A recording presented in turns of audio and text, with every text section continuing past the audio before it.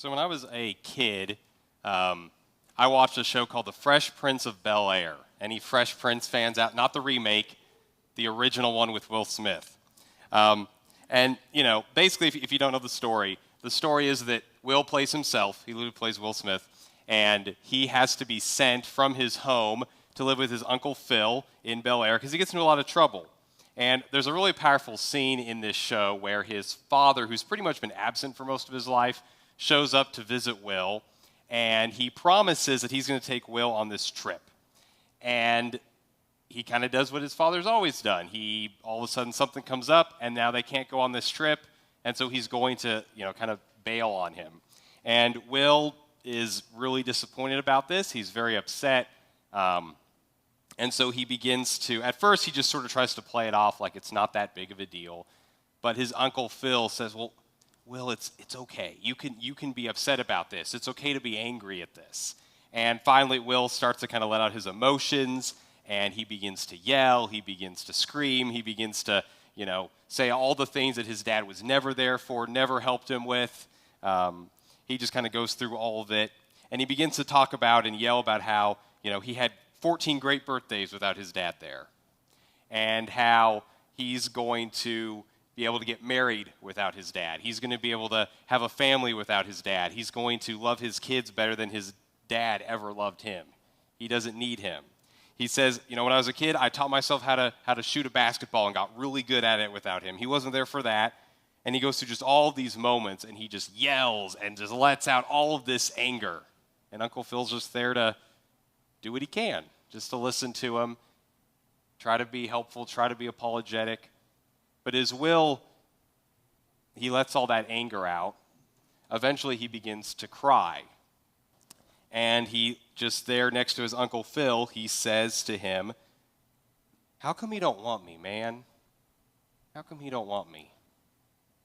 And Uncle Phil, he has nothing else to say. He doesn't know what do you say to your nephew who's, your brother has kind of walked out on it. So he just gives him this big hug. That's all he can give to him. And throughout the show, Will begins to see his Uncle Phil more like his dad than his uncle. And Phil starts to see Will like a son to him. And Will's cousins and aunt become like the siblings and the mom that he didn't get to have growing up. So family can be messy. Family can be painful. We love the moments when family is good, but sometimes it's rough, it's dysfunctional, it doesn't work the way we hope it would. Maybe you see another family and you think, I wish my family could be like that family. It seems like they've got it all together.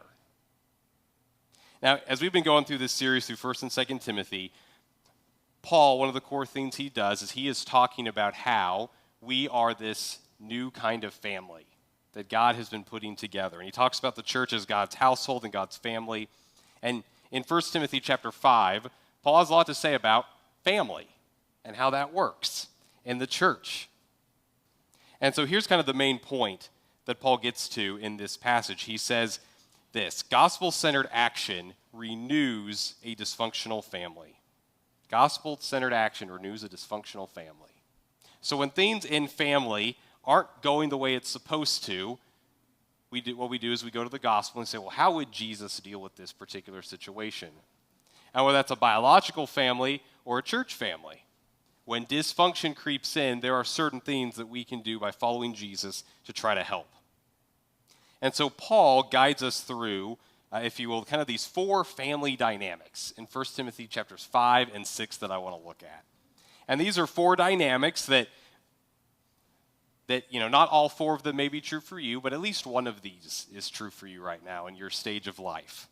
And if Paul, these are not the only 4 options. These are not the only 4 kind of family functions that happen. These dynamics, if Paul were to cover all of them, this would be a much bigger book. It would not be a letter. It would be like a multi-volume work.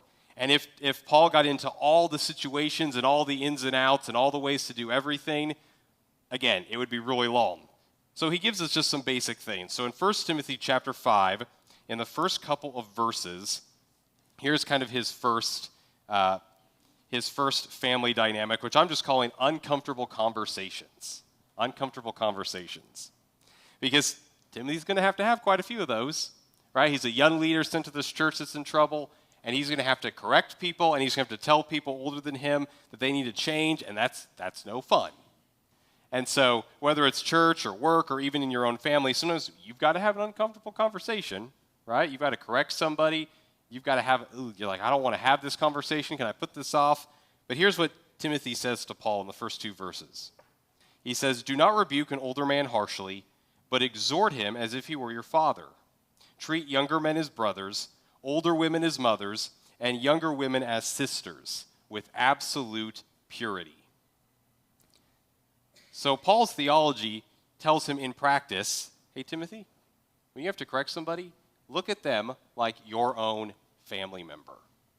Look at that person like it's your dad you're correcting, or your mom you're correcting, or your brother or your sister you're correcting. How would you talk to them if you thought about them that way? That's his advice. And, you know, for some of us, we all grew up in very different kinds of families, and for all of us, there was something in your family that you did that was normal, and then you tell somebody else who do that, and they go, oh, that's weird. Your family does what? Like, that's odd. But no matter what kind of family we grew up in, now, you know, maybe in your family you learned some pretty unhealthy ways to communicate with one another. So Paul's not saying, hey, bring those unhealthy ways and you know, treat your brother and your sister in an unhealthy way. That's why he gives these key phrases. He says to not rebuke harshly, and he says instead exhort them. You know, that's a good translation of the Greek. The only problem is I don't know how often I hear people walk down the street and say, I had to exhort my bro today. You're like, what does that even mean? But exhort means to encourage, it means to urge. And so instead of sort of yelling and screaming and beating somebody up, we encourage them. So here's what a harsh rebuke might sound like. It might sound like this. Kevin, I can't believe you said that. Are you an idiot? You should have learned this stuff by now. Come on, you're like twice my age. That was so immature and stupid. You have no reason to be talking like that. Now, you need to go apologize. Probably a little bit of a harsh rebuke. Here's what that exchange might sound like as an exhortation. Hey, Kevin, I just need you to know what you said there. That was a little inappropriate. Like, you should not have said that. But I know those words are not an accurate reflection of who you are. I know that's not you. And I understand you're exhausted right now, but hey, you should probably deal with that. Like, you should maybe apologize. The difference is we're not name-calling, we're not yelling, we're not trying to belittle somebody, we're not trying to make the mistake or the sin that they commit and turn that into their identity. Instead, we're trying to encourage them to do the right thing. We still address the problem. Exhortation doesn't mean, well, let's just sweep that under the rug and pretend like you didn't do that. Nothing bad happened. No, you still address, hey, that was uncalled for. You shouldn't have done that. But you do it in an encouraging sort of way. So you imagine as if you're talking to your mom or your dad or a brother or a sister and think, well, how would I talk to them about this? Because sometimes with people we don't know as well, or even with complete strangers, it's easy to just let them have it. Paul says, Timothy, don't let them have it. Do it this way instead. And so Paul looks to how Jesus dealt with people to say, hey, do it this way, Timothy. This is going to help you out. This will go a long way. There's a second dynamic that he talks about. In fact, most of chapter 5 is about this dynamic. And it's about how to take care of widows. Now, in the ancient world, kind of the way things worked economically and socially is that once your husband died, for a woman, they were provided for by their husband or then their kids. And so once you reached older age and you lost your husband, and if you didn't have other family, there is no other means of support for you.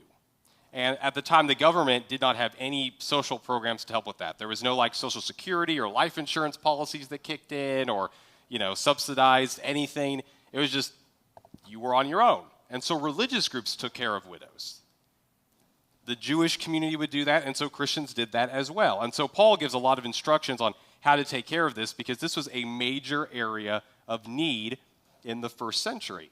And so he gives very specific instructions for his context to try to avoid the church, taking care of widows who really don't need to be taken care of, like they're actually financially fine, they've got family who should take care of them, or maybe some widows who they don't really need the help, but they're being lazy.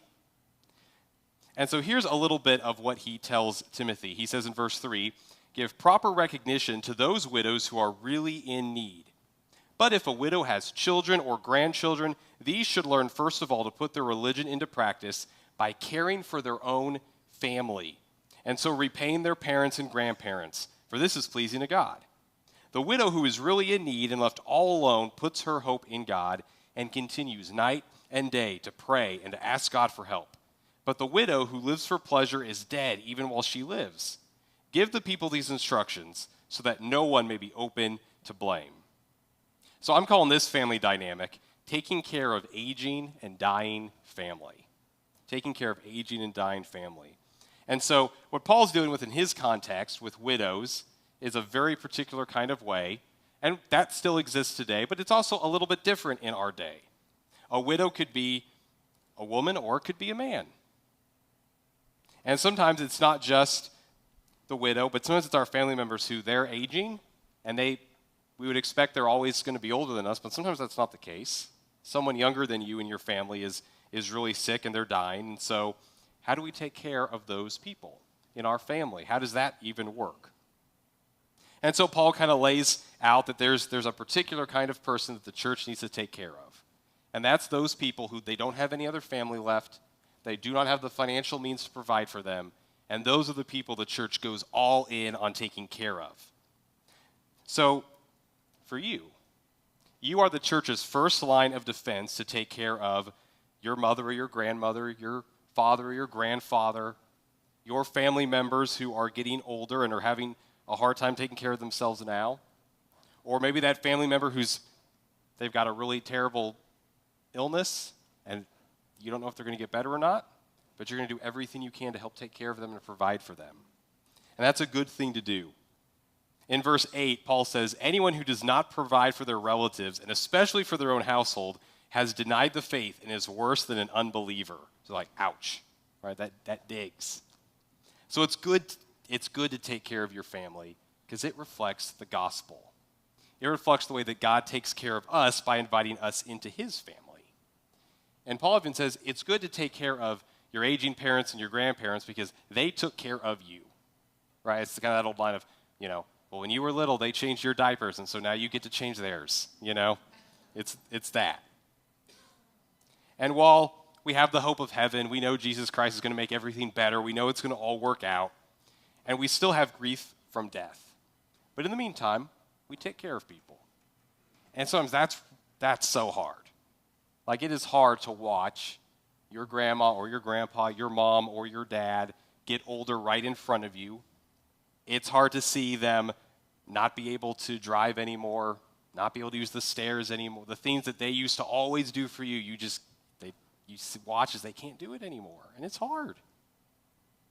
It's difficult. But it is good to do. And so, hey, let me tell you, just help grandma carry those boxes down the stairs. When grandpa calls and the computer isn't working and you're thinking, this is a very easy issue, like, go over and fix the computer. If, when one of your older family members, like when the phone light is still on their phone and they just keep accidentally turning on, they have no idea, just polite, hey grandma, your phone flashlight's on. Let me show you how to turn that off. Just take care of that. Because one day, you won't get to anymore. There will be that day where you don't need to carry boxes up and down the stairs anymore. There will be that day where you won't get the phone call to come mess with the computer. And sure, you probably won't miss the tasks themselves, but you'll miss the moments and you'll miss the memories. So it's good to take care of people while you can. And for those of you who, I know several of you right now, you're taking care of a family member who is aging rapidly or is dying in front of you. And that's hard. I can imagine what that's like. But I want to encourage you that Paul knows what you're doing is a good work. It is worthy to do that. Because you are taking care of that person. You are showing Jesus and the gospel to that person and other people around as you do your best to take care of them. And I know that is so difficult. It's difficult to watch them. It's difficult to make tough decisions. Sometimes, you you feel like your time's completely being absorbed, and you're stressed because you've got your own stuff to deal with, and now you've got to deal with their stuff. Like, you've got your bills and their bills, and you're trying to keep up with everything, and there's doctor's appointments to make, and there's confusing medical information, and maybe sometimes when the doctor comes and goes, I have no idea what's wrong. I don't know what to do. But it is good work that honors the Lord. And if you are a caretaker, or when the day comes that you become the caretaker, make sure you have people who are taking care of you. Make sure you have people who you can share that with. You can say, things with mom right now are really hard.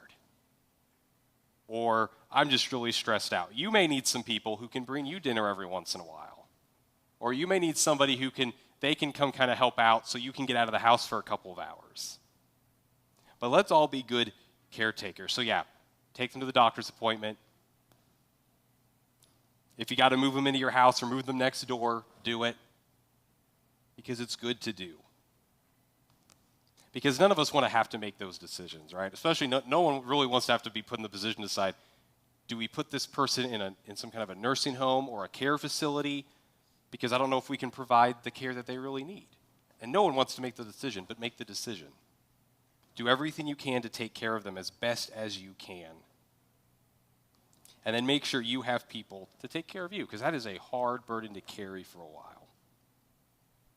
Several years ago, I was helping a family prepare the funeral for their mom and grandma who had passed away. And the last about 2 or 3 years of her life was really difficult. Lots of health challenges.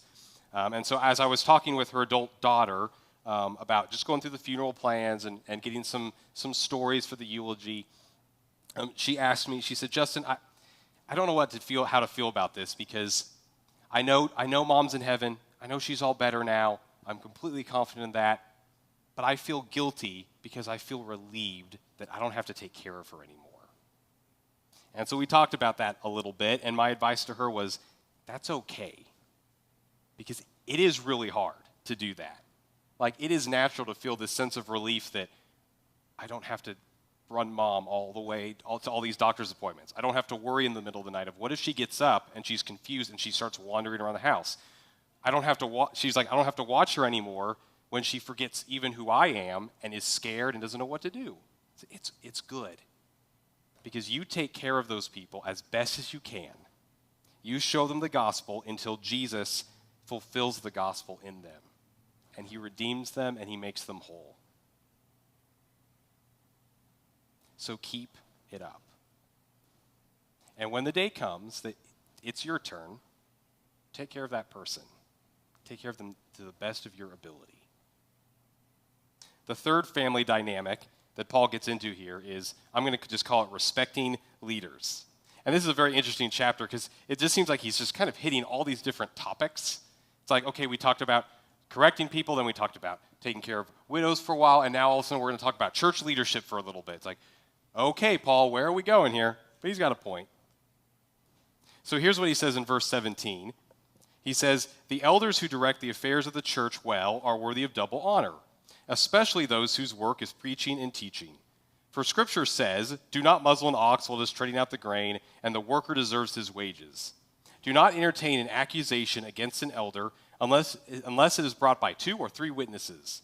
But those elders who are sinning you are to reprove before everyone, so that the others may take warning.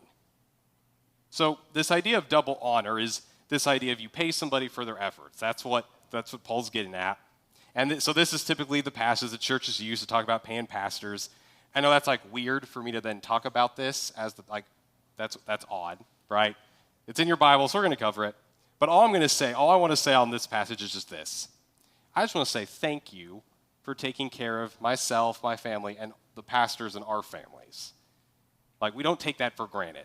None of us got into ministry for money, right? That's not our goal. In fact, Paul says some other things in this letter about people who love money too much. That's not what we're in ministry for. And so thank you for the ways you take care of us, because we don't take that lightly. But I just want to say, on behalf of the future pastors who will one day be here at this church when all of us are dead and gone, is keep taking care of them really well. Make sure they're provided for. Make sure your pastors don't have to ever worry about finances or meeting the obligations of their own family members, because that's a good thing to do, to help to show respect that way in the family of God. So again, Paul kind of hits all these topics. So he talks about money, but then he turns around and talks about how do you bring an accusation against a leader? Like, how does that work? And this is pretty important because we just happen to live in this time where over the last several years, there have been an awful lot of leadership failures that we've seen in all kinds of places. And so what Paul is trying to do in his context is he's trying to find that good spot between protecting leaders from the target that they have on their back, because when you lead, sometimes nothing you can do about it. You just make unpopular decisions. And so he wants to protect leaders from that target, but on the other hand, he wants to make sure there's still accountability. He wants to make sure that no leader, because of their position, is like invincible. So he's trying to figure out, how do I protect people from the risks of leadership? But then how do I also, on the other hand, make sure there's true accountability so that when there's an issue, it can be addressed and it can be taken care of. I read somewhere this quote about leadership that just made me chuckle. Someone defined leadership once as, leadership is the art of disappointing people at a rate they can stand. Like, cool. So when that happens, you're bound to get a little extra scrutiny as a leader. Not everyone's going to like your decisions or whatever. That's fine. And so Paul's trying to say, how do I protect leaders from that, but also make sure people, if you mess up, you need to be held accountable. Which is then why he says, well, if you're a leader and you're caught in like this ongoing sin, there's a real issue, you deal with it publicly. You bring them up in front of everybody, you tell everybody what happened, and you publicly correct them. Like, oh boy, that's kind of scary. So that's why it's important. So again, he's trying to protect, but he's trying to have accountability. And that's important for all of us, because all of us interact with leaders. Whether it's here at church or it's at work or wherever it might be, in school it could be your teacher or a coach. And so it's important to recognize, well, that person's got a tough job. We all think we could do it better until you're the one sitting in the chair and you're like, oh, I have to make this call? What I always go back to remember is, while I was at Southeast during COVID, it was just funny being a preaching resident and watching like Kyle Idleman and the other leaders try to make these decisions and because I remember like early in the week, we were like, what are we going to do about this COVID thing? Like, it's fine. We'll have service on Sunday. And then Wednesday, I'm watching TV and they cancel March Madness. I'm thinking, you can't cancel March Madness. What? And then I go to the work the next day and everyone's coming into Kyle's office and then they come out and decide, I guess we're not having church on Sunday. Maybe they're like, what do we do? And I just remember Kyle, he kept telling the same story, which is just funny how he just keeps telling me. He's like, it reminds me one time I took my son on this skiing trip, and we got on the ski lift, and we ended up on the wrong ski lift, and we were going to do like an easy one, and we ended up on like the double black diamond, and all we had were like 3 double black diamonds, and when they got to the bottom, his son was like, Dad, why did you take me down that? He's like, well, son, my option was like hangman's curve, dead man's drop, or he's like, what else are we going to do? Like, I have 3 double black options. We got to do one of these. And so sometimes it seems like, I could do a better job. And then you're in the spot and you're like, oh, crud. What do we do? Which way do we go?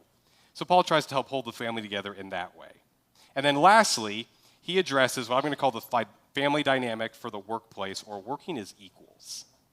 So he talks a little bit here about slaves and masters in chapter 6. He says, all who are under the yoke of slavery should consider their masters worthy of full respect, so that God's name and our teaching may not be slandered.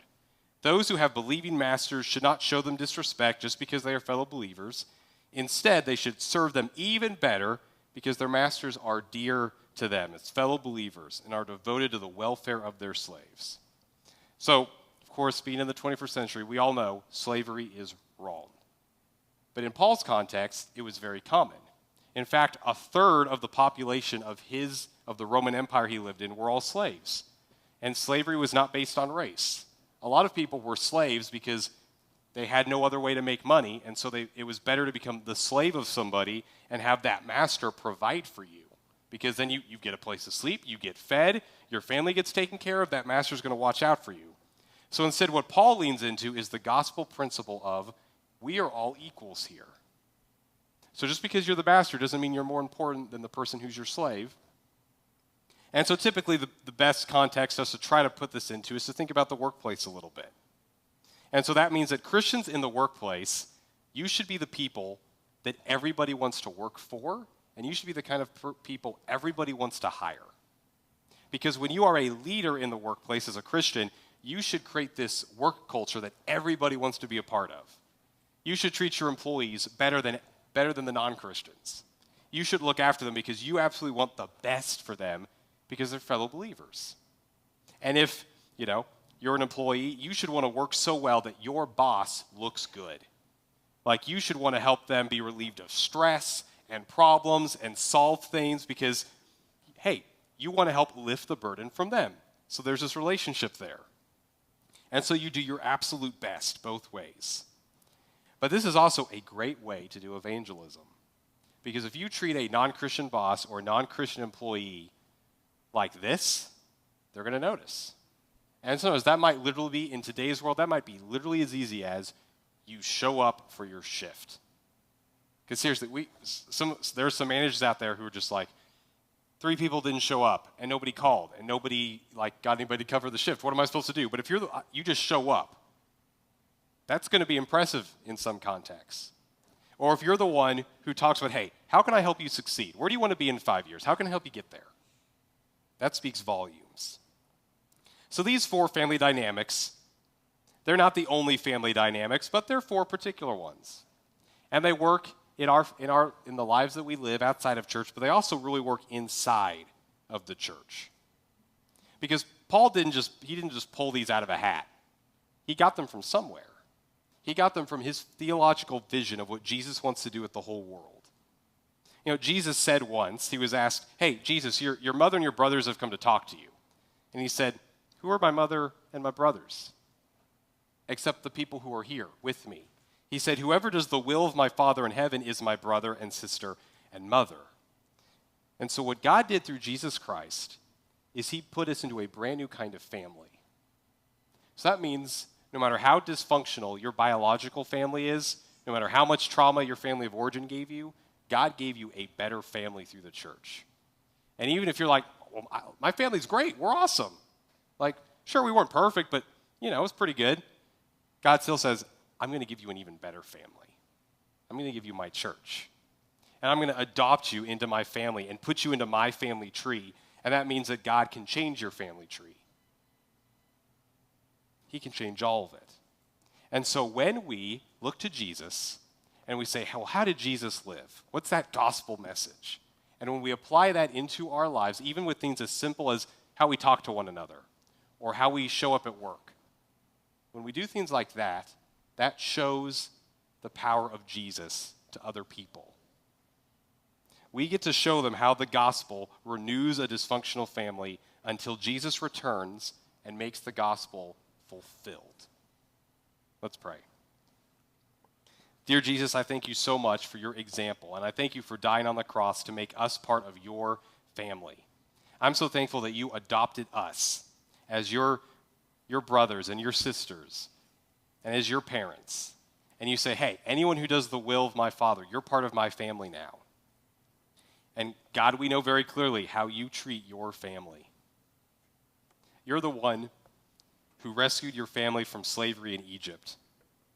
You're the one who led your family to the promised land and gave them a home.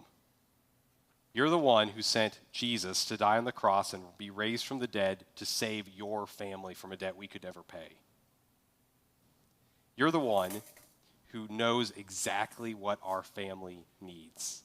And so, God, I pray through the power of your Holy Spirit, whether it's our biological family or whether it's our church family or our family at work or at school or on a sports team, I pray that you would do more than we could even imagine through the power of Jesus and the Holy Spirit to change those places that are dysfunctional because of sin and brokenness and make that a healthy family, a dynamic that displays the gospel to the world.